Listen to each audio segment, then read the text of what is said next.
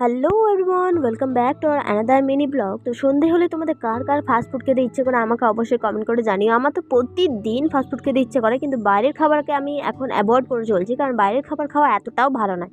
তো আজকে বাড়িতে যা যা সবজি আছে তাই দিয়ে বানাবো ম্যাগি। গাজর, ফুলকপি, বিনস, আদা, লঙ্কা, আলু এগুলোই আছে, এগুলো ভালো করে কেটে নিয়েছি। আর ম্যাগির প্যাকেটটা ভালো করে কেটে জলটা ভালো করে ফুটতে দিয়ে গ্যাসটা অফ করে তারপরে আমি ম্যাগিটা দিয়ে দিয়েছি। এর মধ্যে কড়াইয়ে গরম তেল হলে সব সবজিগুলো দিয়ে এর মধ্যে নুন দিয়ে ভালো করে ভেজে নিতে হবে।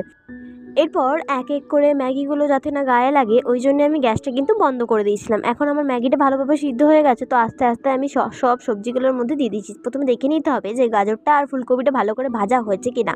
কাঁচা থাকলে কিন্তু খুব বাজে লাগবে খেতে, তো ভালো করে ওগুলো ভেজে নিয়ে তারপরে ম্যাগিটা দিয়ে দিতে হবে। তারপরে পরিমাণ মতো চিনি, টমেটো সস আর ম্যাগি মশলা যেটা থাকে ওইটা অ্যাড করে দাও। দেখো তোমার ম্যাগিটা খেতে অসম্ভব সুন্দর হবে, আর আমারটা খেতে অসম্ভব সুন্দর হয়েছে। তো আজকের